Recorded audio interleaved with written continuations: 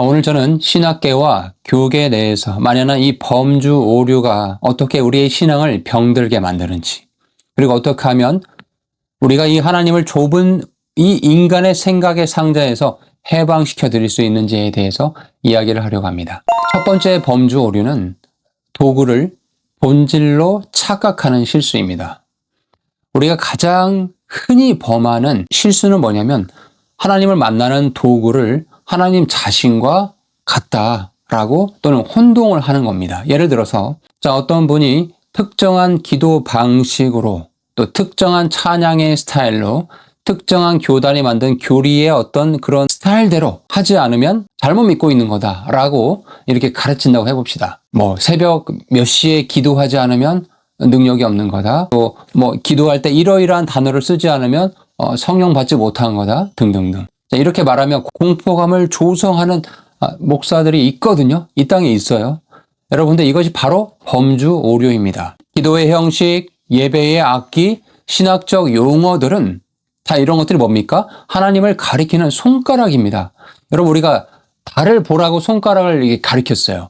그러면 그 손가락이 가리키고 있는 이 대상인 달을 쳐다봐야 되는데 우리는 어떻게 하냐면 이 손가락의 각도를 봅니다. 손가락에 때가 있냐 없냐 이런 걸 가지고 싸우고 있다는 겁니다. 극단적인 주장하는 일부의 이 사람들은 신들의 해석이 진리다. 진리의 자리에 이렇게 올려버리는 거예요. 그래서 내 방식대로 믿지 않으면 넌 가짜야 라고 이렇게 정죄해버리죠. 하지만 여러분 기억하십시오. 신학은 하나님을 이해하려는 인간의 노력, 인간의 학문이지 신학 자체가 하나님은 아닙니다.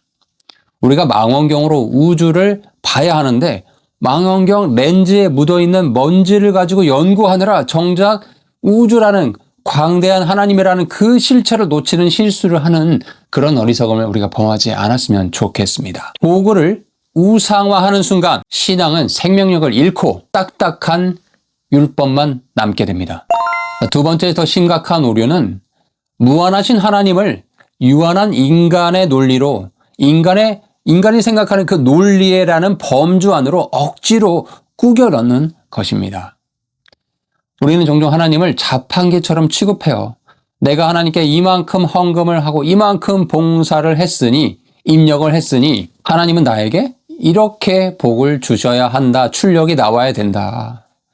여러분 만약 복을 주시지 않으면 하나님이 잘못된 것처럼 이렇게 아니면 내 정성이 부족했던 것처럼 이렇게 생각을 합니다. 여러분 이것은 하나님을 창조주, 절대자, 주권자, 온 우주 만물의 통치자 이런 차원으로 보는 것이 아니라 내 필요를 제공해주는 서비스 제공자, 기계적 인과율의 그런 범주로 격화시켜 버린 거죠. 일부 왜곡된 번영신학이나 기복신앙이 바로 이러한 지점에서 탄생을 한 것입니다. 또 어떤 신학자들은 하나님의 신비를 자신의 좁은 논리로 완벽하게 설명하려고 해요.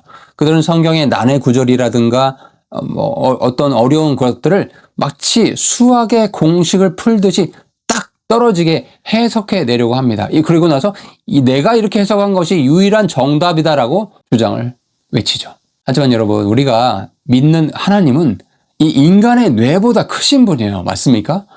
바닷물을 우리가 컵에 담을 수는 있겠지만 다 담을 수는 없잖아요. 한 컵은 뜰 수 있겠죠. 그렇죠.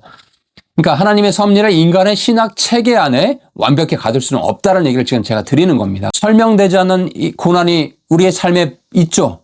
그렇습니까? 또 이해할 수 없는 하나님의 침묵이 우리의 삶에 있습니다. 근데 이것을 억지로 인간의 인과응보의 논리로 설명이 됩니까? 그런 것들을 시도하려는 순간 그런 것 자체가 어쩌면 오만이며 범주의 오류를 범하고 있는 겁니다. 참된 신학은 나는 다 안다라고 외치는 것이 아니라 하나님의 광대하심 앞에 무릎을 꿇고 주님, 저는 다 알 수 없습니다. 라고 고백하는 겸손에서 시작이 됩니다.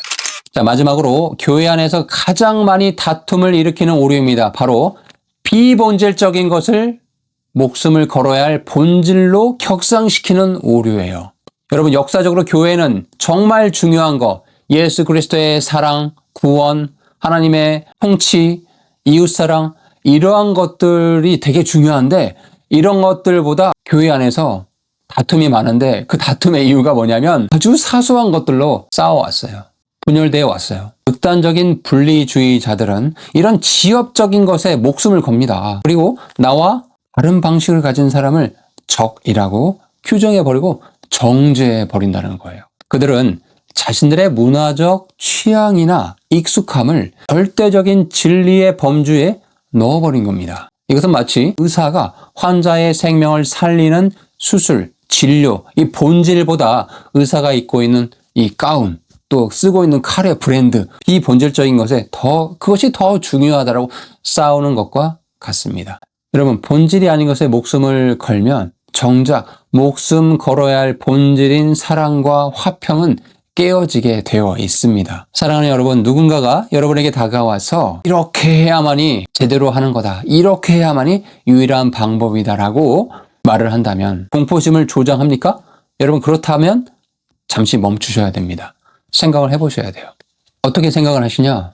저 사람이 자기들만의 방식으로, 자기들만의 해석법으로 이렇게 해야 된다, 이렇게 해야만이 바르게 믿고 있는 거다, 이렇게 해야만이 구원받은 거다라고 이야기를 하고 있는데 이것은 무한하신 하나님을 그들만의 작은 신학적 상자 안에 가두고 있는 것은 아닌가. 잘 들으십시오. 여러분, 건강한 신앙은 확실성에 중독되는 것이 아닙니다. 하나님을 신뢰하는 것, 이 신뢰를 배우는 과정이 바로 건강한 신앙입니다. 여러분, 잘 이 말을 새겨 들으시기 바라요.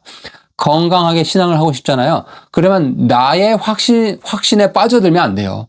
거기에 중독되면 안 된다는 겁니다. 무한하신 하나님, 전능하신 하나님, 선하신 하나님을 끝까지 어떤 상황에서도 신뢰하는 그 인생의 여정을 배우는 것, 이것이 바로 건강한 신앙의 바로미터라는 걸 기억하시면 좋겠습니다. 우리는 하나님에 대해서 모든 것을 알 수가 없습니다.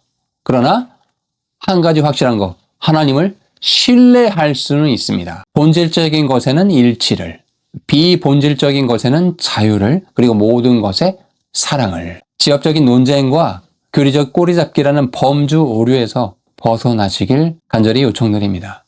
특정 신학자의 주장이 아니라 성경이 말하는 예수 그리스도의 성품에 집중하는 우리가 되기를 소망합니다.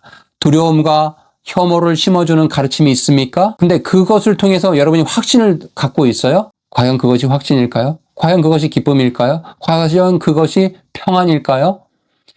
자유와 진정한 참된 자유와 사랑을 주는 예수 그리스도의 진리를 따르시길 바랍니다. 그것이 진짜 신앙입니다. 오늘 영상이 유익하셨다면 구독과 좋아요를 함께 해주시고 다음 시간에 더 유익한 영상으로 여러분 찾아뵙도록 하겠습니다. 감사합니다.